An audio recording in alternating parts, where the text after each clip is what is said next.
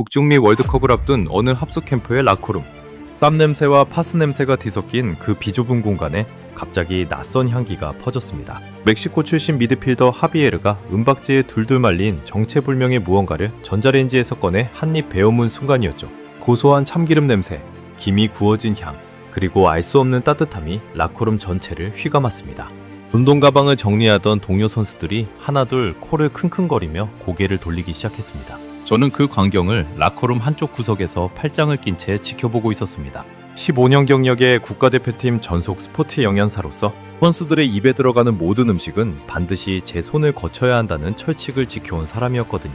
경기 전 탄수화물 섭취량, 단백질 비율, 수분 공급 시점까지 그램 단위로 관리하는 게 제 일이었습니다. 그런데 제 허락도 없이 선수들이 그 정체불명의 음식 앞에 우르르 몰려드는 겁니다. 한 명이 묻더군요. 그거 도대체 뭐야? 또 한 명이 손을 내밀며 외쳤습니다.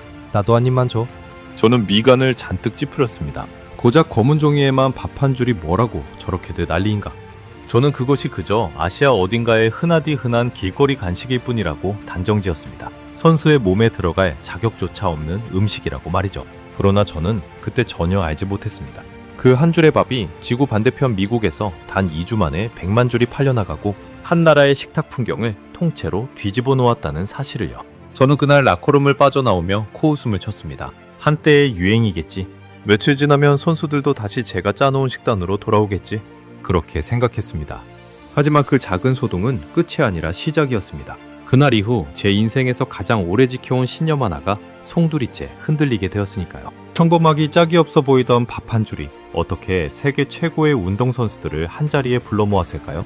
그리고 음식에 관한 한 누구에게도 지지 않는다고 자부하던 저를 어떻게 이토록 처참하게 무너뜨렸을까요? 지금부터 그 믿기 힘든 이야기를 시작하겠습니다. 영상 시작 전 구독과 좋아요로 대한민국의 미래를 응원해주세요. 제 이름은 마르코 벤투리. 이탈리아 토리노에서 태어나 자란 올해로 영양사 경력 15년 차의 남자입니다. 제가 어떤 사람인지 이해하시려면 먼저 제가 자란 식탁을 떠올려 주셔야 합니다. 저희 집 부엌에서는 할머니가 직접 반죽한 생면이 매일 아침 빨랫줄처럼 널려 있었고 토마토 소스는 최소 4시간을 약한 불에 졸여야 비로소 식탁에 오를 자격을 얻었습니다. 음식이란 그렇게 시간과 정성을 들여야 하는 것이라고 저는 그 부엌에서 배웠습니다. 저희 이탈리아 사람들에게 음식은 단순히 배를 채우는 행위가 아닙니다. 그것은 자부심이고 정체성이며 거의 종교에 가까운 것이죠. 파스타면 하나를 삶는 시간조차 1초를 다투고 올리브유는 어느 지방의 어느 압착 방식인지를 따집니다. 식당에서 누군가 카푸치노를 오후에 주문하면 우리는 속으로 혀를 찰 정도입니다. 그만큼 우리는 음식에 관한 한 세상의 기준이 곧 우리라고 믿으며 살아왔습니다. 저 역시 그런 자부심을 뼛속까지 새기고 자란 사람이었습니다. 그래서 저는 음식에 관한 한 세상 누구보다 까다로운 사람이 되었습니다. 토리노 대학에서 영양학을 전공하고 프로축구단의 의무팀 산하에서 영양 책임자로 일하기 시작한 뒤로는 그 까다로움이 거의 결벽에 가까워졌죠. 저는 선수 한 명 한 명의 체지방률과 근육량, 경기 당일의 컨디션까지 계산해 식단을 짭니다. 경기 사흘 전부터는 탄수화물을 서서히 늘려 근육에 글리코겐을 채우고 경기 당일 아침에는 소화가 빠른 흰쌀과 잘 익은 바나나를 정해진 그램수만큼 제공합니다. 반 1g의 오차도 저는 용납하지 않았습니다. 제 신념은 단순했습니다. 선수의 몸은 덤은 정밀한 기계와 같아서 검증되지 않은 연료를 함부로 넣어서는 안 된다는 것이었죠. 그래서 저는 출처가 불분명한 음식, 영양 성분표가 없는 음식, 그리고 무엇보다 길거리에서 파는 듯한 가벼운 음식을 극도로 경계했습니다. 선수들이 몰래 사 먹는 햄버거나 탄산음료를 적발할 때면 마치 미수범을 잡은 형사처럼 단호하게 압수했고요. 동료들은 그런 저를 두고 부엌의 독재자라고 불렀습니다. 저는 그 별명이 싫지 않았습니다. 오히려 자랑스러웠죠. 실제로 저는 캠프에 도착한 첫날부터 주방을 통째로 점검했습니다. 냉장고 안의 식재료를 하나하나 꺼내 원산지를 확인했고 조미료의 나트륨 함량을 일일이 측정했습니다. 선수들이 즐겨 먹던 가공 소스 몇 가지는 그 자리에서 폐기 처분했고요. 한 베테랑 요리사가 저를 못마땅한 눈으로 쳐다봤지만 저는 눈 하나 깜짝하지 않았습니다. 선수의 몸은 그들의 자산이기 이전에 한 나라의 자산이라고 저는 진심으로 믿었거든요. 그래서 저는 제 식단표 밖에 그 어떤 음식도 절대 허락하지 않을 작정이었습니다. 제가 이렇게까지 음식에 엄격해진 데는 잊지 못할 사건이 하나 있었습니다. 정규 초창기에 한 유망주 선수가 검증되지 않은 보충제를 몰래 먹고 중요한 경기 전날 심한 복통으로 쓰러진 일이었죠. 그 선수는 끝내 그 대회에 나서지 못했고 저는 영양 책임자로서 깊은 자책에 시달렸습니다. 그날 이후 저는 다짐했습니다.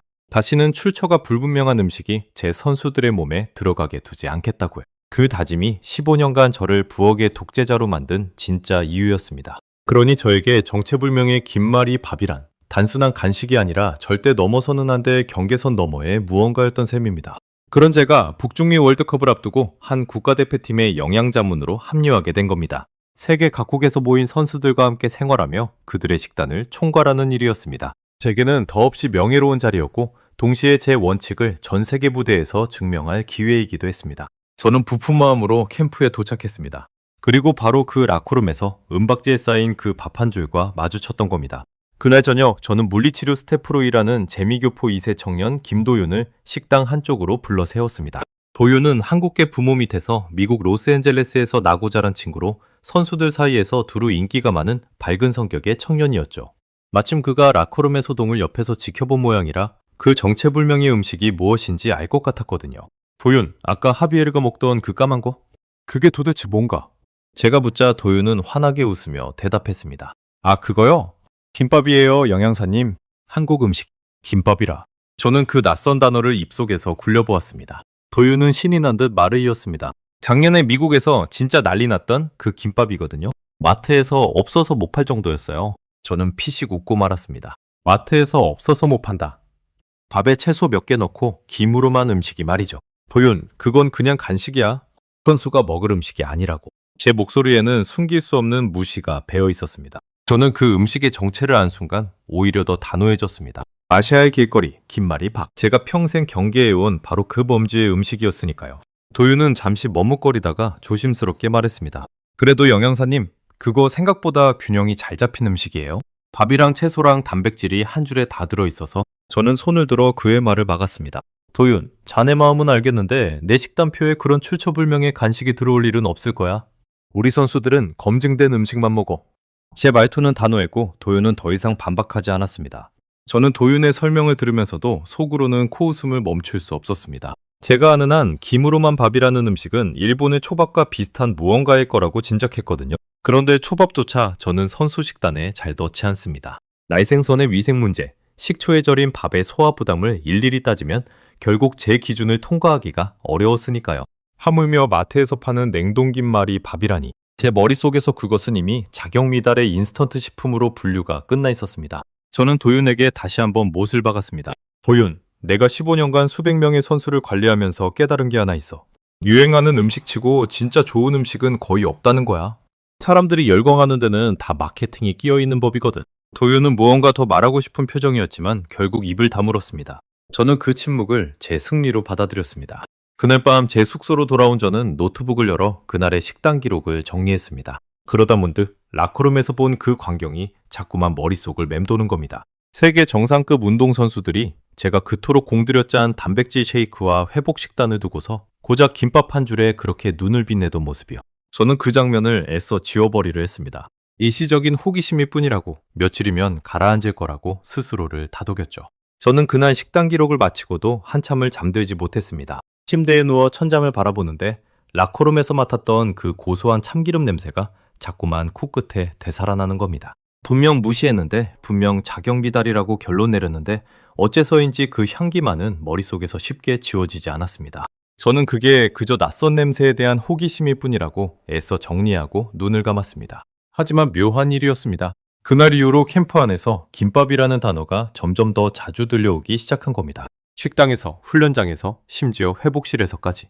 선수들은 335 모이면 하비에르가 어디서 그 김밥을 구했는지를 물었고 자기들도 좀 먹어보고 싶다며 입맛을 다졌습니다. 저는 그 광경을 볼 때마다 가슴 한구석이 까닭 모르게 서늘해지는 것을 느꼈습니다. 마치 제가 굳게 지켜온 성벽에 아주 작은 균열이 생기는 듯한 느낌이었죠. 다음날 아침 훈련장에서도 그랬습니다. 스트레칭을 하던 두 선수가 저를 발견하더니 슬쩍 다가와 물었습니다. 영양사님, 혹시 그 한국 김밥 우리 식단에 좀 넣어주시면 안 돼요? 저는 단호하게 고개를 저었습니다. 안 돼. 검증되지 않은 음식이야. 그러자 한 선수가 의외의 말을 하더군요. 근데 영양사님, 그거 고기가 안 들어가서 오히려 속이 편하던데요? 채소도 많고요. 저는 그 말에 잠시 멈칫했습니다. 고기가 안 들어간 김밥이라. 그런데도 단백질이 들어있다고 했던 도윤의 말이 머릿속을 스쳤습니다. 하지만 저는 이내 고개를 가로저으며 그 생각을 떨쳐냈습니다. 어차피 마트에서 파는 싸구려 냉동식품일 뿐이라고 단정 지으면서요. 저는 노트에 그날의 일을 짧게 적어두었습니다. 선수들이 정체불명의 한국 음식에 과도한 관심을 보인 식단 통제에 주의 요마. 그렇게 한 줄을 적고 펜을 내려놓으면서도 저는 이 메모가 훗날 얼마나 우습게 느껴질지 전혀 알지 못했습니다. 그저 작은 소동 하나를 기록으로 남겨두었을 뿐이라고 생각했으니까요. 저는 그 서늘함의 정체를 그때는 알지 못했습니다. 그저 제 권위에 대한 작은 도전쯤으로만 여겼으니까요.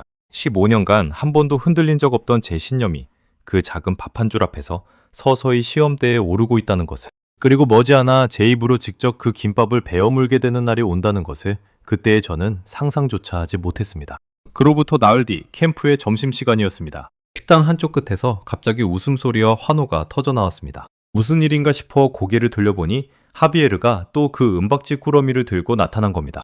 이번에는 한 줄이 아니라 무려 5줄이었습니다. 친구에게 어렵게 구했다며 하비에르는 그것을 동료 선수들에게 한 조각씩 나눠주기 시작했습니다. 순식간에 그 주위로 선수들이 몰려들었습니다.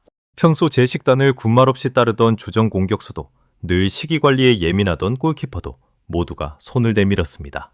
김밥 한 조각을 받아든 선수들의 표정은 제가 15년간 단백질 쉐이크를 건넸을 때 단 한 번도 본 적 없는 것이었습니다.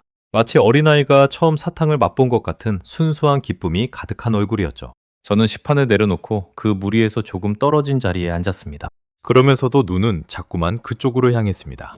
하비에르가 김밥을 손가락 2마디 길이로 자르자 단면이 드러났습니다. 하얀 밥을 검은 김이 감싸고 그 안에 노란 단무지와 주황색 당근, 초록 시금치, 그리고 갈색 우엉이 동그랗게 박혀 있었습니다. 마치 작은 모자이크 같았죠. 솔직히 말하면 영양사로서 그 단면의 색 구성은 꽤 인상적이었습니다. 탄수화물과 채소가 한눈에 보기 좋게 배열되어 있었으니까요. 하지만 저는 그 인상을 애써 머릿속에서 지웠습니다. 보기 좋다고 다 좋은 음식은 아니라고 스스로를 다잡으면서요. 저는 식판을 든 채 그 광경을 멍하니 바라보았습니다. 가슴 안쪽에서 무언가 묵직한 것이 쿵 하고 내려앉는 기분이었습니다. 제가 그토록 공들여 설계한 회복 식단은 식판 위에서 그대로 식어가는데 선수들은 마트에서 파는 냉동김밥 한 조각에 저렇게 행복해하고 있다니. 명치 끝이 뻐근하게 조여왔습니다. 저는 처음으로 제 자존심에 금이 가는 소리를 들었습니다. 그날 오후 회복실에서 저는 우연히 두 선수의 대화를 엿듣게 되었습니다. 한 선수가 말하더군요. 아까 그 김밥 진짜 물건이야. 점심 먹고 나서 훈련했는데 속이 하나도 안 더부룩하더라고. 다른 선수가 맞장구를 쳤습니다. 그치? 보통 밥 먹고 뛰면 무거운데 그건 가볍게 쑥 들어가더라. 저는 그 자리에 얼어붙은 듯 멈춰 섰습니다. 속이 더부룩하지 않다. 가볍게 들어간다. 그건 제가 선수 식단을 짤 때 가장 중요하게 여기는 기준이었거든요. 저는 그날 저녁 식단 회의에서 슬쩍 김밥 이야기를 꺼냈습니다. 요즘 선수들이 한국 김밥인가 하는 걸 자꾸 찾던데 다들 어떻게 생각하시오? 그러자 의무팀 닥터가 의외의 반응을 보였습니다. 그거 저도 봤어요. 채소랑 밥이 적당히 들어가서 나쁘지 않아 보이던데요. 선수들이 좋아하면 한번 검토해봐도 되지 않을까요? 저는 그 말에 발끈했습니다. 검증되지 않은 음식입니다. 영양 성분표도 없고요. 닥터는 어깨를 으쓱하며 말했습니다. 그럼 마르코, 당신이 직접 한번 알아보면 되잖아요? 그 말이 묘하게 제 가슴을 찔렀습니다. 직접 알아보라. 15년 경력의 영양사인 제가 고작 김밥 하나를 두고 선수들과 동료에게 밀리고 있다는 사실이 견딜 수 없었습니다. 좋습니다. 그럼 제가 직접 확인해보죠. 그 김밥인지 뭔지가 정말 선수 음식으로 적합한지 제 두 눈으로 똑똑히 검증하겠습니다. 저는 그렇게 호기롭게 선언했습니다. 사실 속으로는 그 김밥의 허점을 찾아내 제 원칙이 옳았음을 증명할 작정이었죠. 그날 회의가 끝난 뒤 저는 숙소로 돌아와 그 김밥의 정체를 조금 더 알아보기로 했습니다. 노트북을 켜고 한국 냉동김밥에 관한 자료를 찾기 시작했죠. 그런데 검색 결과를 보고 저는 적잖이 놀랐습니다. 미국의 큰 방송사가 이 김밥을 두고 뉴스를 내보냈고 유명 일간지까지 완판 소식을 다루고 있었던 겁니다. 한낱 냉동식품이 어떻게 이런 주목을 받는단 말인가. 저는 그 기사들을 대충 훑어보고는 노트북을 덮어버렸습니다. 어차피 과장된 화제몰이일 거라고 단정 지으면서요. 하지만 마음 한구석에서는 점점 더 큰 의문이 자라나고 있었습니다. 그런데 정작 그 김밥을 구하는 일부터가 만만치 않았습니다. 다음날 저는 도윤에게 부탁해 캠프 근처의 대형마트를 찾아갔습니다. 한국 냉동김밥이 있느냐고 직원에게 물었더니 직원은 난감한 표정을 지으며 말하더군요. 그 김밥이요? 들어오는 족족 다 팔려서 지금 매대가 텅 비었어요. 다음 입고가 언제일지도 모르겠네요. 저는 어이가 없었습니다. 마트 직원이 한낱 냉동식품 하나를 두고 이렇게 곤란해하다니요. 직원이 안내해준 냉동식품 코너로 가보니 정말로 그 자리만 휑하게 비어 있었습니다. 다른 냉동식품들은 가득 쌓여 있는데 유독 한국 김밥 칸만 텅 빈 채 가격표만 덩그러니 붙어 있었습니다. 한 줄에 3달러 99센트. 미국 현지에서 파는 일반 김밥이 7달러에서 12달러 사이인 걸 생각하면 절반도 안 되는 가격이었습니다. 저는 그 빈 매대를 한참 동안 바라보았습니다. 손바닥에 식은땀이 배어 나오는 게 느껴졌습니다. 저는 직원에게 다시 물었습니다. 그게 그렇게 잘 팔립니까? 직원은 고개를 끄덕이며 말했습니다. 잘 팔리는 정도가 아니에요. 트럭으로 들어오면 그날 오후면 거의 다 나가요. 어떤 손님은 3박스가 들어오기를 기다렸다가 한 번에 10개씩 사가기도 하고요. 저는 그 말을 듣고도 쉽사리 믿기지 않았습니다. 한 번에 10개라니. 도대체 무엇이 사람들을 이렇게까지 움직인단 말인가? 제 머릿속에서는 의문과 오기가 뒤엉켜 점점 더 커지고 있었습니다. 저는 그 텅 빈 매대 앞에서 한참을 서 있었습니다. 옆을 지나던 한 미국인 손님이 저처럼 빈칸을 보고는 작게 한숨을 내쉬며 혼잣말을 하더군요. 또 품절이네. 벌써 3번째야. 그러고는 아쉬운 얼굴로 발길을 돌렸습니다. 저는 그 모습을 보며 묘한 기분에 휩싸였습니다. 미국인이, 그것도 한국과 아무 연고도 없어 보이는 평범한 손님이 한국 김밥 하나를 사지 못해 저렇게 실망하다니. 제가 알던 음식의 세계가 어딘가 조금씩 어긋나고 있는 듯한 느낌이었습니다. 도윤이 옆에서 휴대폰을 보여주며 말했습니다. 영양사님, 이거 보세요. 온라인 커뮤니티에 사람들이 김밥 좀 그만 사가라고 하소연하는 글까지 올라와요. 매일 마트에 가는데 갈 때마다 품절이래요. 저는 그 화면을 들여다보며 미간을 좁혔습니다. 사람들이 식료품 하나를 두고 이렇게까지 안달한다니. 제 상식으로는 도무지 이해가 되지 않았습니다.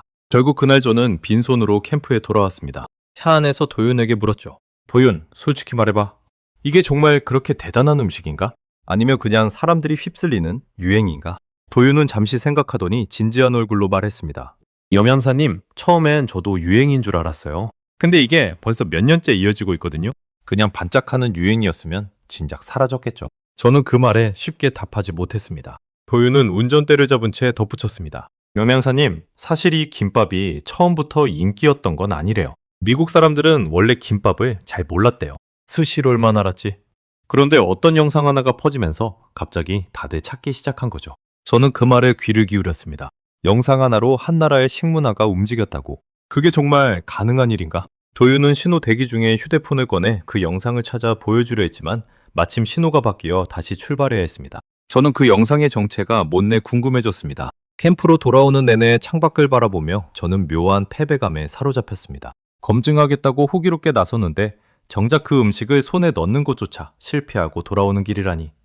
입안이 바싹 마르고 혀끝이 까끌거렸습니다. 제가 평생 우습게 보아온 그 김밥 한 줄이 어느새 저로서는 쉽게 구할 수조차 없는 귀한 물건이 되어 있었던 겁니다. 그날 밤 저는 침대에 누워 천장을 음시하며 처음으로 솔직한 질문을 스스로에게 던졌습니다. 만약 이게 정말 단순한 유행이 아니라면, 만약 선수들이 옳고 내가 틀린 거라면, 그 질문이 떠오른 순간 저는 황급히 고개를 흔들어 그 생각을 밀어냈습니다. 그럴 리 없다고, 내가 15년간 쌓아온 기준이 틀렸을 리 없다고 대내면서요.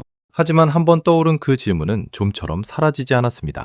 그날 밤 제 머릿속에서는 빈매대의 모습과 김밥을 받아든 선수들의 환한 얼굴이 자꾸만 겹쳐 떠올랐습니다. 두 장면 사이에 분명 어떤 연결고리가 있을 텐데 저는 그것을 아직 붙잡지 못하고 있었습니다. 영양사로서 15년을 살아오며 수많은 식품을 분석해왔지만 이렇게까지 정체를 종잡을 수 없는 음식은 처음이었습니다. 어떤 데이터로도 어떤 성분표로도 설명되지 않는 무언가가 그 한 줄 안에 들어있는 것만 같았죠. 이튿날 저는 결심을 굳혔습니다. 이렇게 된 이상 어떻게든 그 김밥을 손에 넣어 직접 먹어보고 영양사로서 철저히 분석해보기로 한 겁니다. 도윤에게 수소문을 부탁했고 그는 한인마트와 온라인 주문처를 샅샅이 뒤지기 시작했습니다. 저는 그저 이 김밥의 정체를 파헤쳐 제 원칙이 옳았음을 증명하고 싶었을 뿐이었습니다. 그러나 그 한 입이 제 15년 인생을 송두리째 뒤흔들어 놓을 줄은 그때까지도 저는 꿈에도 알지 못했습니다. 도윤이 김밥을 구해온 것은 그로부터 사흘 뒤 늦은 저녁이었습니다. 그는 1시간 거리에 있는 한인마트를 2군데나 돌아 겨우 3줄을 손에 넣었다며 보물이라도 다루듯 조심스럽게 은밥 포장을 제 책상 위에 내려놓았습니다. 영양사님, 이거 진짜 어렵게 구했어요. 마지막 남은 거였거든요. 저는 그 포장지를 한참 들여다보았습니다. 포장지에는 영어가 아니라 한국어 발음 그대로 김밥이라는 이름이 큼지막하게 적혀 있었습니다. 그 아래에는 한국식 두부와 채소가 들어간 김말이라는 설면이 작게 붙어 있었고요. 저는 그 이름이 흥미로웠습니다. 보통 해외에 수출되는 음식은 현지인이 부르기 쉬운 이름으로 바꾸기 마련인데 이 김밥은 자기 이름을 그대로 고집하고 있었던 겁니다. 마치 나는 나일 뿐이라고 당당하게 외치는 듯했죠. 저는 그 이름 하나에서 묘한 자부심을 일궈냈습니다. 보통 음식이 낯선 나라로 건너갈 때는 그 나라 사람들이 발음하기 편하게 이름을 바꾸거나 이미 알려진 비슷한 음식에 빗대 소개하기 마련입니다. 가령 만두를 중국식 이름이나 일본식 이름으로 부르는 식으로요. 그런데 이 김밥은 달랐습니다. 코리안 스시 같은 이름으로 타협하지 않고 김밥은 김밥이라며 한국어 발음 그대로를 포장지에 새겨넣은 겁니다. 저는 영양사이기 이전에 한 사람의 음식 애호가로서 그 당당함에 잔잔한 감탄을 느꼈습니다. 저는 포장을 뜯기 전에 먼저 영양사로서의 의식을 치렀습니다. 제품 뒷면의 정보를 꼼꼼히 살핀 거죠. 그런데 거기서 첫 번째 놀라움이 찾아왔습니다. 이 김밥에는 고기가 전혀 들어있지 않았습니다. 햄도, 소고기도, 달걀도 없었습니다. 대신 그 자리를 한국식 두부인 유부와 우엉이라는 뿌리채소가 채우고 있었습니다. 저는 고개를 갸웃했습니다. 단백질원으로 동물성 재료를 빼고 식물성으로만 구성하다니. 의도된 설계인가? 아니면 그저 사정이 있었던 건가? 도윤이 옆에서 설명을 보탰습니다. 영양사님, 그거 원래는 고기를 넣고 싶어도 못 넣은 거래요. 미국에 고기를 수출하려면 통관 절차가 엄청 까다롭거든요.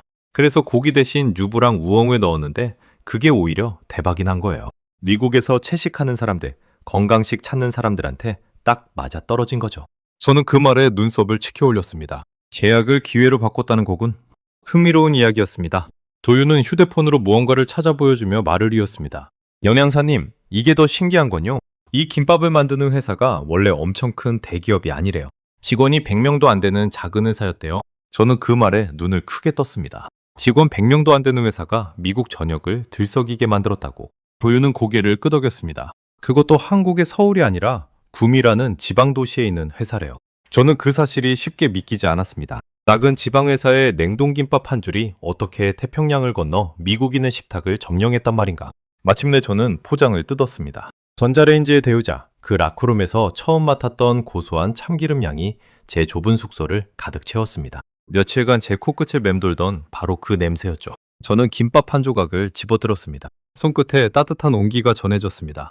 그리고 잠시 망설였습니다. 15년간 지켜온 제 원칙을 깨고 마침내 그 검증되지 않은 음식을 제 입에 넣으려는 순간이었으니까요. 저는 그 첫 한 입을 베어 물기 전에 잠깐 동안 제 손에 들린 김밥 조각을 가만히 바라보았습니다. 검은 김 위로 윤기가 살짝 돌았고 데워진 밥에서는 김이 모락모락 피어올랐습니다. 15년 영양사 인생에서 저는 단 한 번도 식단표 밖의 음식을 제 입에 넣은 적이 없었습니다. 그러니 이 한 입은 단순히 김밥 하나를 먹는 행위가 아니라 제가 스스로 세운 철벽 같은 원칙에 처음으로 작은 구멍을 내는 일이었던 셈입니다. 손가락 끝이 살짝 굳어지는 것을 느끼며 저는 마침내 입을 벌렸습니다. 저는 천천히 한 입 베어 물었습니다. 그 순간 저는 숨을 멈췄습니다. 입안에서 여러 가지 맛이 한꺼번에 펼쳐졌습니다. 고슬고슬한 밥알, 아삭하게 씹히는 당근과 우엉, 부드러운 유부, 그리고 그 모든 것을 감싸는 김의 짭조름하고 고소한 풍미. 어느 하나가 튀지 않고 완벽하게 어우러져 있었습니다. 저는 두 번째 조각을 입에 넣으며 생각했습니다. 이건 그냥 간식이 아니야. 저는 한 입을 더 베어 물며 김의 식감에 주목했습니다. 보통 냉동식품을 데우면 재료가 눅눅해지거나 물기가 흥건해지기 마련인데 이 김밥은 그렇지 않았습니다. 밥알은 적당히 촉촉하면서도 흩어지지 않았고 김은 눅눅하지 않게 제 형태를 유지하고 있었습니다. 영양사로서 저는 이 점이 무엇을 의미하는지 곧바로 알아챘습니다. 이런 식감을 냉동 상태에서 유지하려면 단순히 얼리고 녹이는 차원을 훨씬 넘어서는 기술이 필요하다는 것을요. 저는 그 한 줄 안에 숨어있는 보이지 않는 기술의 무게를 느끼기 시작했습니다. 영양사의 머리가 빠르게 돌아가기 시작했습니다. 저는 무의식적으로 이 한 줄의 영양 구성을 분석하고 있었습니다. 밥은 탄수화물이자 에너지원, 유부는 식물성 단백질, 당근과 시금치, 우엉은 식이섬유와 각종 비타민, 힘은 미네랄과 요오드의 보고. 그러니까 이 작은 한 줄 안에 한 끼 식사에 필요한 탄수화물과 단백질과 채소가 완벽한 균형으로 들어있었던 겁니다. 제 손이 미세하게 떨렸습니다. 저는 그 우엉이라는 재료가 특히 인상 깊었습니다. 이탈리아에서는 좀처럼 식탁에 오르지 않는 뿌리 채소였거든요. 한 가닥을 따로 집어 씹어보니 아삭하면서도 은근히 단맛이 돌고 특유의 향이 있었습니다. 저는 그제야 이 김밥이 단순히 고기를 못 넣어서 채소로 때운 게 아니라는 걸 깨달았습니다. 우엉의 식이섬유, 유부의 단백질, 당근의 비타민이 서로의 부족함을 정확히 메우고 있었던 겁니다. 마치 하나의 작은 생태계처럼 말이죠. 저는 영양사로서 이렇게까지 영리하게 짜인 식물성 구성을 본 적이 거의 없었습니다. 저는 황급히 노트북을 열어 이 김밥의 영양 정보를 다시 계산해 보았습니다. 한 줄을 다 먹어도 열량이 그리 높지 않으면서 포만감은 충분했습니다. 지방 함량은 낮고 식이섬유는 풍부했습니다. 게다가 고기가 없으니 소화 부담도 적었죠. 선수들이 점심에 먹고도 속이 가볍다고 했던 이유가 바로 이것이었습니다. 저는 입술을 깨물었습니다. 제가 그토록 복잡한 계산과 보충제로 맞추려 했던 균형을 이 한 줄의 김밥이 너무도 쉽게 이루어내고 있었습니다. 저는 계산기를 두드리던 손을 멈추고 잠시 의자에 등을 기댔습니다. 머릿속이 복잡했습니다. 그동안 저는 선수들에게 완벽한 영양을 공급하기 위해 단백질 보충제와 비타민제, 그리고 정밀하게 계량된 식단을 동원해왔습니다. 그런데 이 한 줄의 김밥은 알약 하나에 보충제 한 스푼 없이도 그 균형을 자연스럽게 담아내고 있었습니다. 자연의 재료들만으로 말이죠. 저는 천장을 올려다보며 깊은 한숨을 내쉬었습니다. 어쩌면 저는 가장 중요한 것을 놓치고 있었는지도 모른다는 생각이 들었습니다. 저는 도윤을 불러 솔직하게 물었습니다. 도윤, 이거 정말 마트에서 파는 냉동식품이 맞나? 너무 잘 만들어졌어. 도윤은 빙긋 웃으며 답했습니다. 맞아요, 영양사님. 한 줄에 4달러도 안 하는 거예요. 저는 그 말에 다시 한번 충격을 받았습니다. 4달러. 우리 돈으로 5,000원 남짓. 그 가격에 이런 균형 잡힌 한 끼라니. 제가 선수들에게 제공하던 회복식 한 끼의 단가를 떠올리니 헛웃음이 나올 지경이었습니다. 문득 저는 제가 평소 선수들에게 입버릇처럼 하던 말이 떠올랐습니다. 좋은 음식은 비싸고 좋은 영양은 노력이 필요하다. 그게 제 15년 신념의 핵심이었습니다. 그런데 지금 제 손에 들린 이 4달러짜리 김밥은 그 신념을 정면으로 반박하고 있었습니다. 값싸고 간편하고 게다가 균형까지 완벽했으니까요. 저는 그 모순 앞에서 한동안 말을 잃었습니다. 제가 옳다고 믿어온 것들이 이렇게 손쉽게 뒤집힐 수 있다는 사실이 영양사로서 자존심이 강했던 저에게는 적잖은 충격이었습니다. 그날 밤 저는 쉽게 잠들지 못했습니다. 침대에 누워서도 입안에 남은 그 고소한 여운이 자꾸만 떠올랐습니다. 15년간 저는 좋은 음식이란 복잡하고 정교한 것이어야 한다고 믿어왔습니다. 그런데 이 단순하기 짝이 없는 김밥 한 줄이 제 모든 믿음에 의문을 던지고 있었습니다. 정말 좋은 음식은 어쩌면 복잡함이 아니라 단순함 속에 있는 게 아닐까. 그런 생각이 처음으로 제 머릿속을 스쳤습니다. 이튿날 아침 저는 평소보다 일찍 일어나 캠프 주방으로 향했습니다. 어젯밤 남겨둔 김밥 한 줄을 다시 꺼내 단면을 자세히 들여다보기 위해서였죠. 칼로 조심스럽게 잘라 단면을 보니 채소들이 마치 정밀하게 설계된 것처럼 일정한 두께로 가지런히 배열되어 있었습니다. 특히 당근은 놀라울 만큼 얇고 균일하게 채 썰려 있었습니다. 저는 그 단면을 보며 직감했습니다. 이건 그냥 대충 만든 음식이 아니야. 누군가 이 한 줄에 엄청난 공을 들였어. 저는 단면을 들여다보다가 문득 도윤이 며칠 전에 했던 말이 떠올랐습니다. 당근도 그냥 넣는 게 아니라 몇 밀리미터로 채를 썰어야 가장 맛있는지 수없이 시험했다는 이야기였죠. 그때는 흘려들었는데 지금 이 단면을 직접 보고 나니 그 말이 무겁게 다가왔습니다. 당근 한 조각의 두께까지 고민했다는 것은 이 김밥을 만든 사람들이 맛을 우연에 맡기지 않았다는 뜻이었습니다. 모든 것이 의도되고 계산된 결과였던 겁니다. 저는 칼을 내려놓으며 나직이 감탄했습니다. 이건 음식이 아니라 정교한 작품에 가깝구나. 그때 주방으로 들어온 의무팀 닥터가 제 모습을 보고 놀란 듯 물었습니다. 마르코, 당신이 웬일로 김밥을 그렇게 들여다보고 있어요? 저는 멋쩍게 웃으며 대답했습니다. 닥터, 제가 아무래도 이 음식을 너무 우습게 봤던 것 같습니다. 닥터는 의외라는 표정을 지었습니다. 부엌의 독재자 입에서 그런 말이 나오다니. 저는 손에 든 김밥 단면을 다시 한번 바라보며 중얼거렸습니다. 이건 간식이 아닙니다. 완벽하게 설계된 한 끼예요. 그날 오후 저는 캠프 식당에서 하비에르를 따로 만났습니다. 그에게 어떻게 이 김밥을 처음 알게 됐는지 물어보고 싶었거든요. 하비에르는 환하게 웃으며 답했습니다. 한국계 친구가 하나 줬어요. 처음엔 그냥 호기심에 먹어봤는데 먹고 나서 훈련하니까 몸이 진짜 가볍더라고요. 그때부터 계속 찾게 됐죠. 저는 그의 말을 가만히 들었습니다. 선수 본인이 자기 몸으로 직접 효과를 느꼈다는 것. 그건 제 어떤 영양 데이터보다 강력한 증언이었습니다.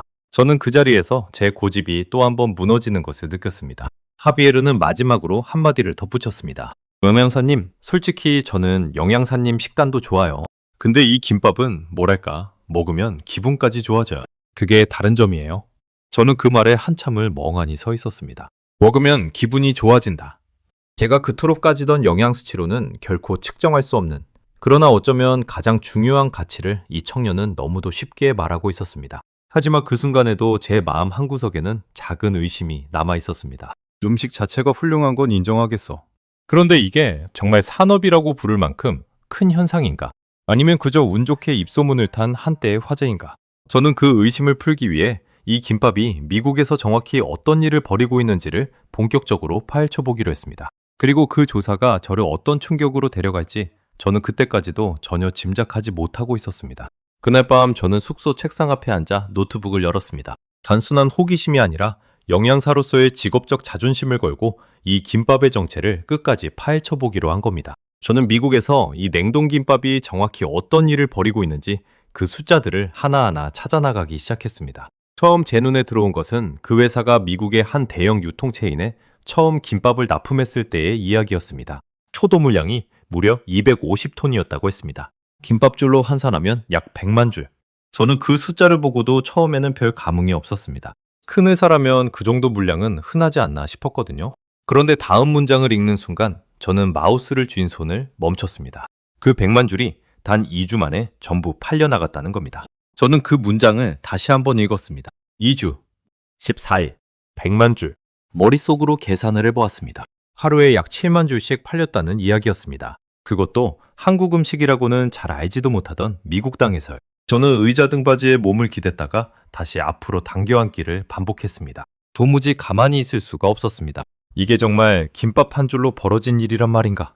저는 그 100만 줄이라는 숫자를 좀 더 실감나게 그려보려고 했습니다. 만약 그 김밥을 한 줄씩 길게 이어놓는다면 그 길이가 도대체 얼마나 될까? 운동장을 몇 바퀴나 둘러야 할까? 머릿속으로 이런저런 계산을 하다 보니 그 물량의 규모가 비로소 피부에 와닿기 시작했습니다. 그건 한 마트의 매대 몇 칸이 아니라 거대한 창고를 가득 채우고도 남을 양이었습니다. 그 어마어마한 양이 단 2주 만에 미국인들의 장바구니로 사라졌다니.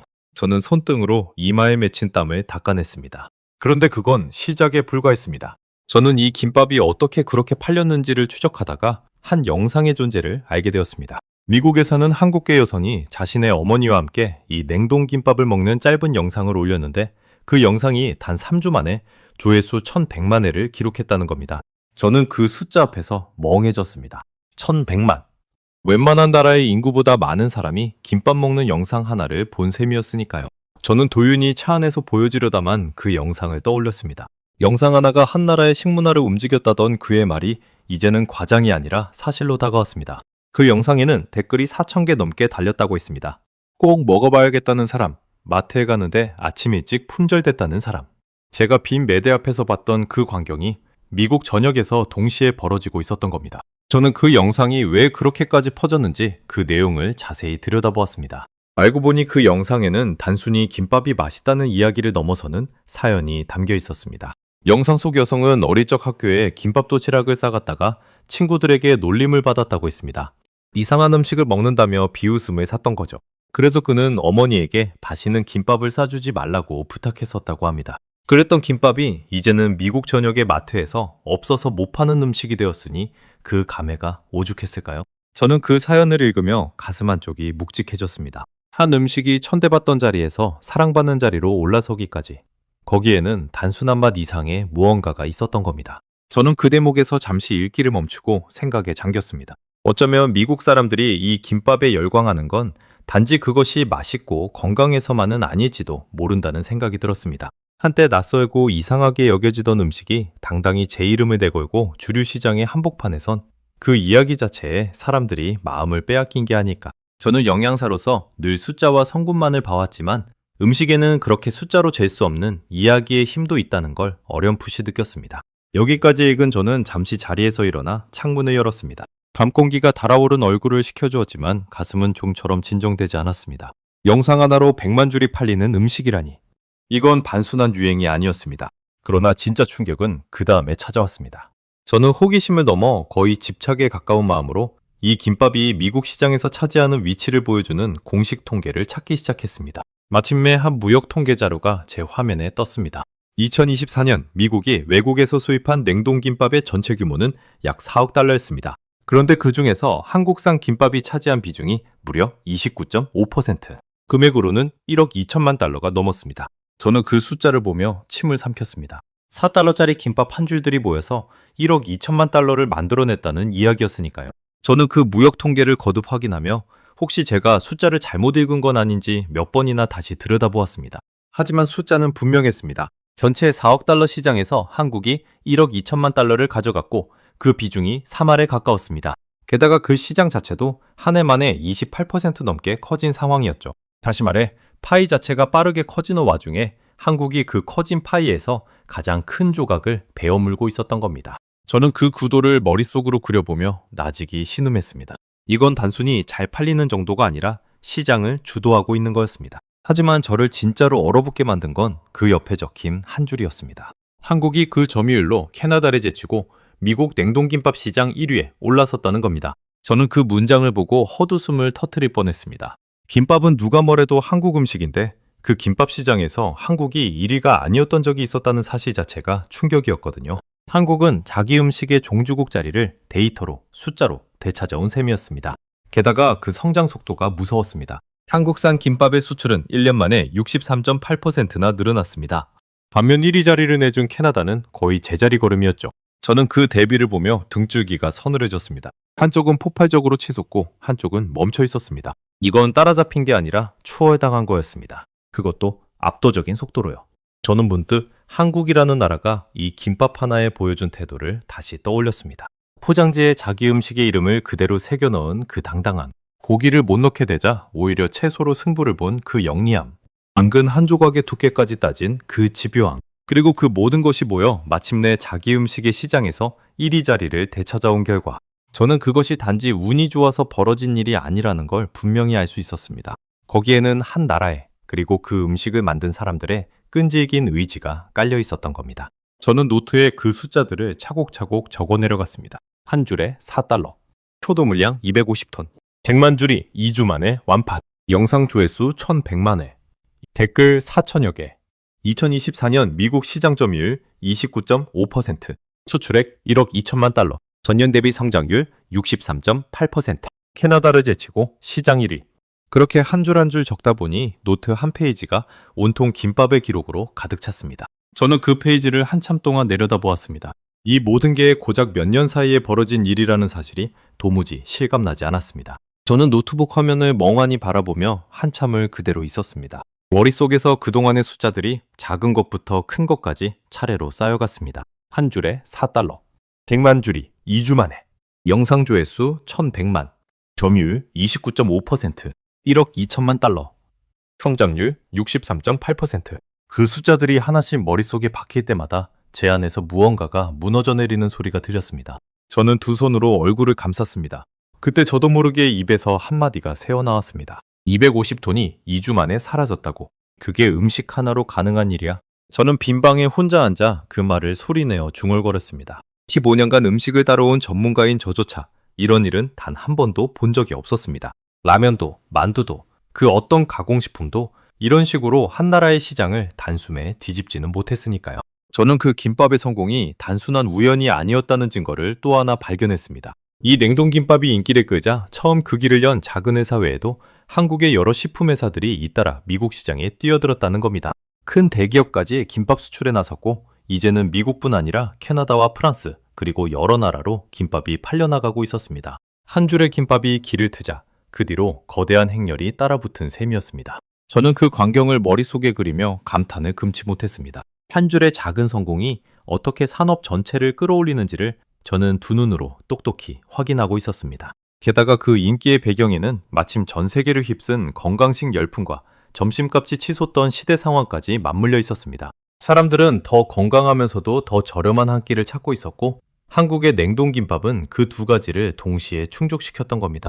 저는 그 절묘한 타이밍에 다시 한번 무릎을 쳤습니다. 좋은 음식을 만드는 것만으로는 부족합니다. 그것이 세상이 필요로 하는 바로 그 순간에 정확히 도착해야 하죠. 한국의 김밥은 그 모든 조건을 완벽하게 맞춰냈던 겁니다. 저는 그제야 깨달았습니다. 제가 마주한 것은 한때의 유행도, 운 좋은 입소문도 아니었습니다. 이것은 하나의 거대한 산업이었습니다. 작은 지방도시의 직원 100명도 안 되는 회사가 시작한 일이 어느새 미국이라는 거대한 시장을 움직이는 산업으로 자라나 있었던 겁니다. 그 사실 앞에서 저는 영양사로서, 한 사람의 음식 전문가로서 더 이상 고개를 들 수가 없었습니다. 저는 그 회사가 처음 미국 시장에 문을 두드린 과정도 찾아보았습니다. 알고 보니 이 작은 회사는 어느 식품박람회에서 미국 대형 유통체인의 구매 담당자를 우연히 만난 것이 계기였다고 합니다. 그 담당자가 전시부스에서 김밥을 먹어보더니 질문을 쏟아내기 시작했고, 회사 대표는 그 모습을 보며 직감했다는 겁니다. 이거 되겠다 하고요. 하지만 그 직감이 실제 주문으로 이어지기까지는 1년이 넘는 끈질긴 협상이 필요했습니다. 수없이 견적서를 보내고 수없이 김밥을 홍보하고, 그렇게 11개월을 매달린 끝에야 비로소 첫 주문이 확정되었다고 했습니다. 저는 그 대목을 읽으며 고개를 끄덕였습니다. 하루아침에 이루어진 성공이 아니었던 겁니다. 보이지 않는 곳에서 흘린 땀이 그만큼 길고 깊었던 거죠. 저는 그 11개월이라는 숫자가 묘하게 마음에 남았습니다. 직원 100명도 안 되는 작은 회사가 거절당해도 다시 견적서를 보내고 외면당해도 다시 김밥을 들이밀며 버텨낸 그 시간. 저라면 과연 그렇게까지 할 수 있었을까? 저는 제 자신에게 물어보았습니다. 그리고 솔직히 자신이 없었습니다. 저는 그동안 제 권위와 경력에 안주해왔을 뿐 무언가를 위해 1년 가까이 문전박대를 견뎌본 적이 있었던가 싶었거든요. 저는 다음날 아침 도윤을 다시 불러 제가 밤새 알아낸 숫자들을 들려주었습니다. 100만 줄이 2주 만에, 점유율 29.5%, 1억 2천만 달러. 제 이야기를 듣던 도윤의 눈이 점점 커졌습니다. 영양사님, 그걸 다 밤새 찾아보신 거예요? 저는 고개를 끄덕이며 멋쩍게 웃었습니다. 도윤, 내가 정말 큰 착각을 하고 있어서. 이건 김밥이라는 음식 하나의 이야기가 아니야. 한 나라가 자기 음식을 어떻게 세계에 알리는지에 관한 이야기더라고. 도윤은 잠시 말이 없다가 조용히 미소 지으며 말했습니다. 영양사님이 그렇게 말씀하시니까 저도 한국 사람으로서 괜히 코끝이 찡하네요. 저는 그 말에 가만히 그의 어깨를 두드려 주었습니다. 저는 천천히 손을 내리고 책상 위에 놓인 빈 김밥 포장지를 바라보았습니다. 며칠 전까지만 해도 제가 자병미달이라 단정짓던 그 한 줄이 이제는 제 머릿속에서 완전히 다른 무게로 다가왔습니다. 저는 그 포장지를 손에 들고 조용히 말했습니다. 내가 졌어. 완전히 졌어. 한 줄의 가치를 못 본 건 선수들이 아니라 바로 나였어. 그 순간 제 두 눈에 까닭모를 뜨거움이 차올랐습니다. 저는 제 노트북 화면을 끄고 어두워진 방 안에서 한참을 가만히 앉아 있었습니다. 창밖으로는 캠프의 가로등 불빛만이 희미하게 빛나고 있었습니다. 며칠 전까지만 해도 저는 이 김밥을 두고 선수들에게 검증되지 않은 간식이라며 큰 소리를 쳤습니다. 그런데 지금 저는 그 김밥 앞에서 영양사로서의 15년 경력이 얼마나 좁고 오만한 것이었는지를 절감하고 있었습니다. 제 무릎 위에 올려놓은 두 손이 가볍게 떨렸습니다. 부끄러움과 경외감이 뒤섞인 난생 처음 느껴보는 떨림이었습니다. 저는 그날 밤 오래도록 잠들지 못했습니다.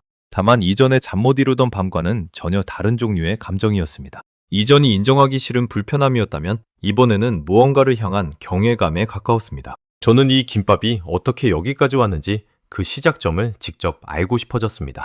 직원 100명의 작은 회사가 어떻게 태평양 너머의 시장을 정복했는지를요. 그리고 그 답을 찾아가는 여정이 저에게 음식의 진짜 의미를 가르쳐 주리라는 것을 저는 어렴풋이 예감하고 있었습니다. 그로부터 일주일 뒤 저는 도윤의 도움을 받아 그 김밥을 만든 회사에 관한 자료를 더 깊이 파고들기 시작했습니다. 단순히 숫자가 아니라 그 숫자 뒤에 숨은 사람들의 이야기를 알고 싶었거든요.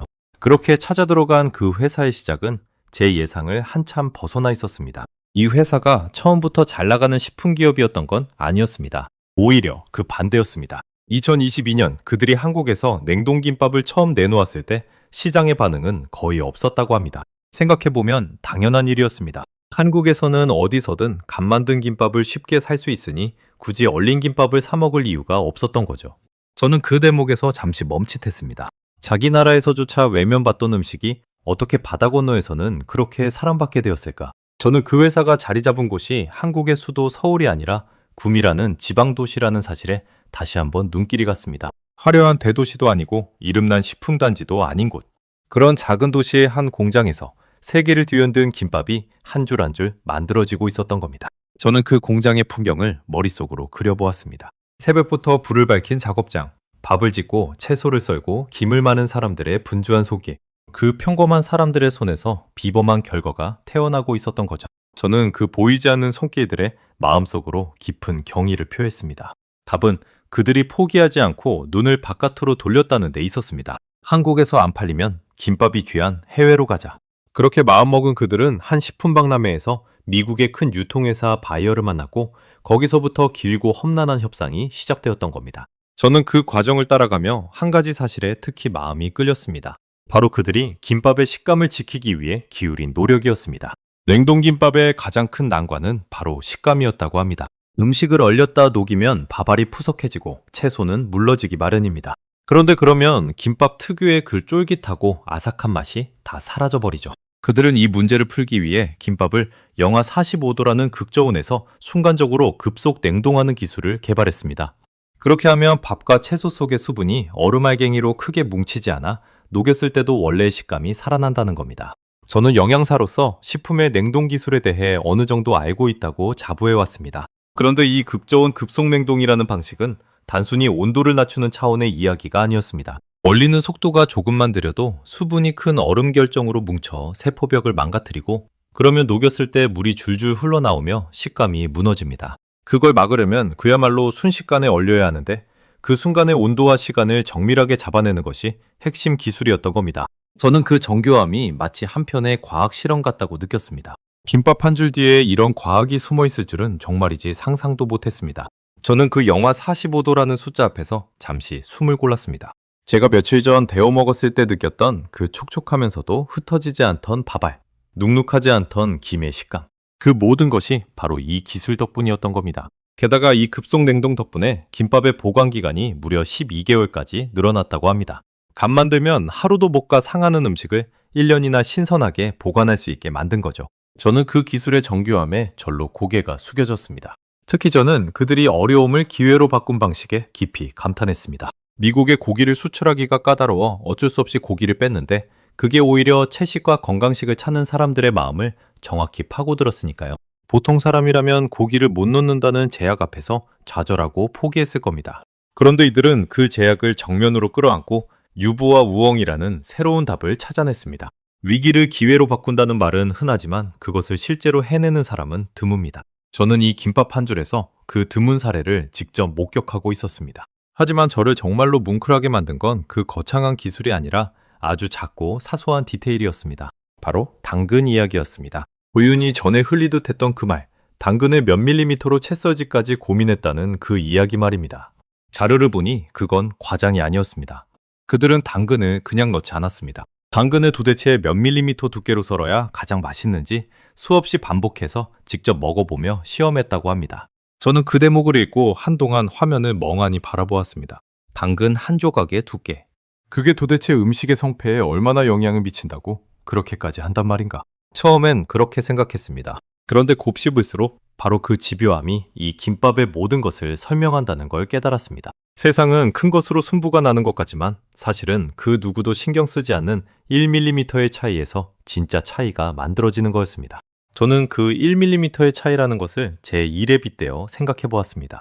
영양사로서 저는 늘 큰 그림만 봐왔습니다. 전체 식단의 균형, 경기 일정에 맞춘 큰 흐름. 그런데 이들은 가장 작은 단위, 가장 사소한 디테일에서 완성도를 끌어올리고 있었습니다. 어쩌면 진짜 프로와 그저 그런 전문가의 차이는 바로 그 지점에서 갈리는 게 아닐까. 남들이 대충 넘기는 1mm를 끝까지 붙들고 늘어지는 그 끈질긴 말입니다. 저는 그 생각에 이르자 제가 그동안 얼마나 많은 1mm들을 무심코 흘려보냈을지 아찔해졌습니다. 거기서 끝이 아니었습니다. 그들은 미국 사람들의 입맛에 맞는지를 확인하기 위해 한국에 사는 미국인들을 직접 불러 모아 시식 테스트까지 거쳤다고 합니다. 자기들 입맛에만 맞춰 만든 게 아니라 그 음식을 먹게 될 사람들의 혀에 일일이 맞춰보았던 거죠. 저는 그 철저함에 입이 다물어지지 않았습니다. 직원 100명도 안 되는 작은 회사가 당근의 두께부터 현지인의 입맛까지 그 모든 것을 하나하나 검증하며 한 줄의 김밥을 완성해 갔던 겁니다. 저는 그 시식 테스트 이야기를 읽으며 제가 평소 일하던 방식과 비교해보지 않을 수 없었습니다. 저는 그동안 제 지식과 경험만 믿고 식단을 짰습니다. 이게 좋은 음식이니 먹어라 하는 식으로 위에서 아래로 내려보냈죠. 정작 그 음식을 먹는 선수들의 입맛이나 기분은 제대로 물어본 적이 없었습니다. 그런데 이 회사는 정반대였습니다. 먹는 사람을 한가운데에 놓고 그들의 혀에 맞춰 음식을 다듬어 갔던 겁니다. 어쩌면 제 식단이 선수들에게 외면당하고 이 김밥이 그들의 마음을 사로잡은 이유가 바로 거기에 있었는지도 모릅니다. 저는 그 깨달음 앞에서 얼굴이 화끈 달아올랐습니다. 그 순간 제 안에서 무언가가 완전히 무너져 내렸습니다. 정확히는 15년간 제가 부엌의 독재자로 군림하며 쌓아온 알량한 자존심이 무너진 자리에 전혀 다른 감정이 차오르기 시작한 겁니다. 그건 존경이었습니다. 저는 그동안 제가 가장 까다롭고 가장 철저한 음식 전문가라고 믿어왔습니다. 그런데 이 작은 회사 사람들은 저 따위는 비교도 안 될 만큼 한 줄의 김밥에 모든 것을 쏟아붓고 있었던 겁니다. 저는 의자에서 일어나 창가로 걸어갔습니다. 가슴 한복판이 뜨겁게 차오르면서 목구멍이 뻐근하게 막혀오는 것을 느꼈습니다. 저는 나직이 중얼거렸습니다. 당근 한 조각을 몇 밀리미터로 썰지까지 고민했다니 내가 졌어. 이건 음식이 아니라 정성이었어. 그 말을 입 밖으로 내뱉는 순간 저는 비로소 제가 그동안 음식에서 가장 중요한 것을 놓치고 있었다는 걸 깨달았습니다. 저는 그날 도윤을 찾아가 솔직한 마음을 털어놓았습니다. 도윤, 내가 부끄럽네. 나는 평생 음식을 가장 잘한다고 자부했는데 정작 음식에서 제일 중요한 걸 모르고 있었어. 도윤은 가만히 제 이야기를 듣더니 말했습니다. 요양사님, 그걸 깨달으신 것만으로도 충분히 대단한 거예요. 사람은 보통 자기가 틀렸다는 걸 끝까지 인정 안 하잖아요. 저는 그 말에 쓴웃음을 지었습니다. 맞아. 며칠 전까지만 해도 나도 그랬으니까. 도윤은 부드럽게 미소 지으며 덧붙였습니다. 그래서 저는 영양사님이 더 멋져 보여요. 저는 그동안 음식을 숫자로만 봐왔습니다. 단백질 몇 그램, 탄수화물 몇 그램, 열량 몇 칼로리. 그것이 좋은 음식의 전부라고 믿었죠. 그런데 이 김밥을 만든 사람들은 그 숫자 너머에 있는 무언가를 보고 있었습니다. 먹는 사람의 행복, 한 입의 만족, 그리고 자기 음식에 대한 자부심. 하비에르가 했던 그 말, 먹으면 기분까지 좋아진다던 그 말의 의미를 저는 그제야 온전히 이해할 수 있었습니다. 그날 저녁 저는 오랜만에 제 고향 토리노의 할머니 부엌을 떠올렸습니다. 4시간에 졸이던 토마토 소스, 매일 아침 널어두던 생면. 그 부엌에서 할머니가 제게 가르쳐준 것도 결국 같은 것이었습니다. 음식이란 정성이고 사랑이라는 것. 그런데 저는 어느 순간부터 그 가르침을 잊고 음식을 그저 관리해야 할 수치로만 대해왔던 겁니다. 머나먼 한국의 작은 김밥 회사가 제가 까맣게 잊고 있던 그 가르침을 다시 일깨워주고 있었습니다. 저는 책상으로 돌아와 그동안 적어둔 노트를 펼쳤습니다. 숫자들로 빼곡한 그 페이지 맨 아래에 저는 펜을 들어 한 줄을 더 적었습니다. 음식의 진짜 가치는 저울이 아니라 마음으로 재는 것이다. 그렇게 적고 나니 15년간 제 어깨를 짓누르던 어떤 고집 하나가 스르르 풀려나가는 것 같았습니다. 그것은 패배감이 아니라 오히려 후련함에 가까운 감정이었습니다. 저는 그 노트의 한 줄을 한참 동안 들여다보았습니다. 음식의 진짜 가치는 저울이 아니라 마음으로 재는 것이다. 15년 영양사 경력 중에 제가 적어본 가장 짧고도 가장 무거운 문장이었습니다. 그동안 제가 펼쳐온 그 어떤 정밀한 식단표보다도 이 한 줄이 더 중요한 진실을 담고 있다는 걸 저는 알 수 있었습니다. 저는 그 노트를 가만히 덮으며 머나먼 한국의 그 작은 김밥 회사 사람들에게 마음속으로 조용히 고마움을 전했습니다. 이제 저에게 남은 것은 단 하나였습니다. 이 깨달음을 제 안에만 묻어둘 것인가, 아니면 행동으로 옮길 것인가. 15년간 단 한 번도 식단표 밖의 음식을 허락한 적 없던 제가 과연 이 김밥을 제 선수들의 식탁에 정식으로 올릴 수 있을 것인가. 저는 그 결정을 앞두고 깊은 숨을 들이쉬었습니다. 그리고 마음을 정했습니다. 제 자존심보다 중요한 것은 선수들에게 진짜 좋은 음식을 주는 일이라는 것을 이제는 알았으니까요. 그로부터 한 달이 지났습니다. 캠프의 식당 한쪽에는 이제 새로운 메뉴가 정식으로 자리를 잡았습니다. 바로 그 한국 김밥이었습니다. 제가 직접 식단표에 올린 겁니다. 15년간 단 한 번도 식단표 밖의 음식을 허락하지 않던 부엌의 독재자가 마침내 자기 손으로 그 철벽 같은 원칙에 새로운 자리를 내어준 순간이었죠. 처음 제가 김밥을 정식 메뉴로 발표했을 때 선수들의 반응은 그야말로 폭발적이었습니다. 식당 곳곳에서 환호성이 터져 나왔고 몇몇 선수는 자리에서 벌떡 일어나 박수를 치기까지 했습니다. 하비에르는 저에게 다가와 환하게 웃으며 말했습니다. 영양사님, 드디어 인정하셨네요. 저는 멋쩍게 웃으며 그의 어깨를 두드렸습니다. 자네가 옳았어, 하비에르. 한 줄의 가치를 못 본 건 나뿐이었지. 그날 점심 저는 직접 김밥을 데워 선수들에게 나눠주었습니다. 한 달 전 라커룸에서 선수들이 김밥을 두고 모여들 때 멀찍이 서서 인상을 찌푸리던 제가 이제는 그 김밥을 손수 건네고 있었던 겁니다. 선수들은 그런 제 모습이 신기한 듯 웃었고 저도 함께 웃었습니다. 부엌의 독재자라는 별명이 무색하게 그날 식당에는 어느 때보다 따뜻한 공기가 흘렀습니다. 저는 단순히 김밥을 메뉴에 추가하는 데서 그치지 않았습니다. 김밥을 기본으로 삼되 선수들의 경기 일정과 회복 주기에 맞춰 보완하는 저맘의 응용 식단을 새로 짰습니다. 한국 회사가 보여준 그 정성과 디테일을 제 방식대로 이어받고 싶었거든요. 신기하게도 김밥을 식단에 넣은 뒤로 선수들의 표정이 한결 밝아졌습니다.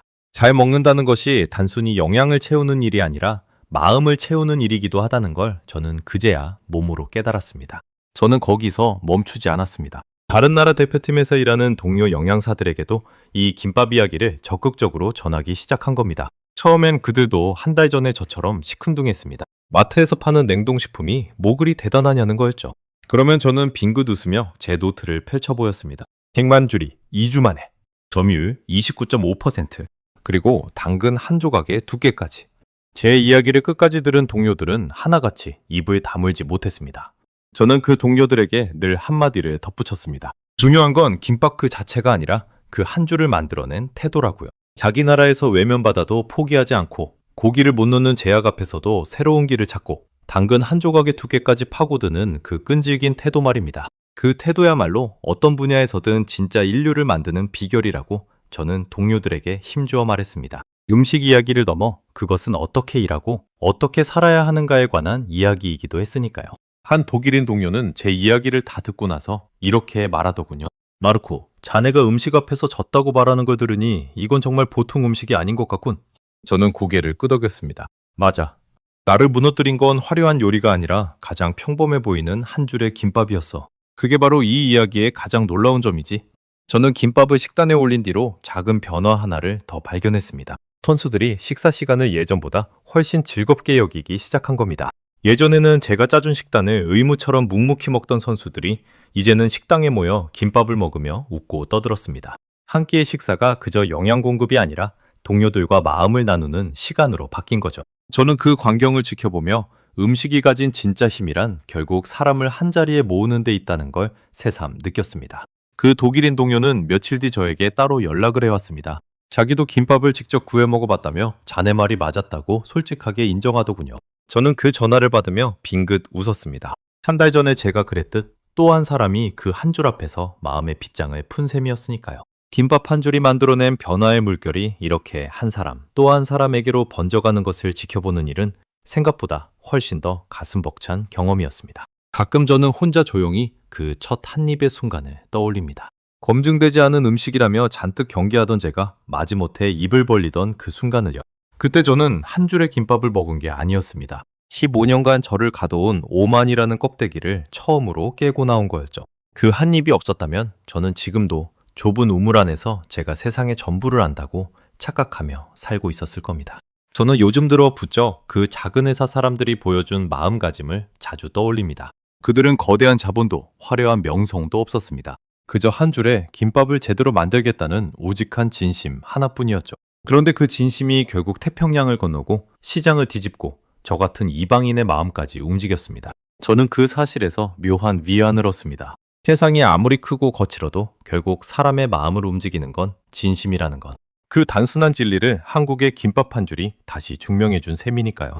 음식에는 국경이 없다는 말이 있습니다. 하지만 저는 이번 일을 겪으며 그 말을 조금 다르게 이해하게 되었습니다. 음식에 국경이 없는 게 아니라 좋은 음식은 국경을 넘어 사람과 사람을 잇는다는 것이었습니다. 한국의 작은 도시에서 만들어진 김밥 한 줄이 멕시코 선수의 손을 거쳐 이탈리아 영양사인 저의 마음을 열고 이제는 전 세계 동료들에게로 퍼져나가고 있었으니까요. 돌이켜보면 한 달 전에 저는 참 어리석었습니다. 저는 제가 음식에 관한 한 누구보다 열린 사람이라고 믿었지만 사실은 누구보다 닫힌 사람이었던 겁니다. 낯선 것을 낯설다는 이유만으로 밀어냈고 제 경험밖의 가치를 인정하려 하지 않았으니까요. 그런 저를 바꾼 것이 다름 아닌 가장 소박하고 가장 평범해 보이던 김밥 한 줄이었다는 사실이 지금도 신기할 따름입니다. 저는 이 이야기의 진짜 주인공이 누구인지 압니다. 그것은 제가 아니라 머나먼 한국 구미의 그 작은 공장에서 새벽부터 밥을 짓고 채소를 썰던 이름 모를 사람들입니다. 당근 한 조각의 두께를 두고 밤새 고민하던 그들의 집념이 결국 세계 최고의 운동선수들을 한자리에 불러 모았고 저처럼 콧대 높은 전문가의 무릎을 꿇렸습니다. 평범함 속에 숨은 그 비범한 정성이야말로 진짜 한국의 힘이라고 저는 믿습니다. 이제 저는 누가 김밥을 두고 그저 간식일 뿐이라고 말하면 조용히 미소 지으며 이렇게 답합니다. 한번 드셔보세요. 그리고 그 한 줄 안에 담긴 이야기를 들어보세요. 그러면 당신도 알게 될 겁니다. 어떤 음식은 단순히 배를 채우는 것이 아니라 한 사람의 세계를 통째로 바꿔놓을 수 있다는 것을요. 저의 세계가 그러했듯이 말입니다. 가장 평범한 한 줄이 가장 비범한 감동을 만들어낸다는 것. 그리고 진심을 담은 정성은 언어도 국경도 뛰어넘어 결국 누군가의 마음에 닿는다는 것. 그것이 이 작은 김밥 한 줄이 저에게 가르쳐준 평생 잊지 못할 교훈입니다. 저는 다음 시간에도 전 세계를 놀라게 할 대한민국의 이야기로 다시 찾아뵙겠습니다. 감사합니다.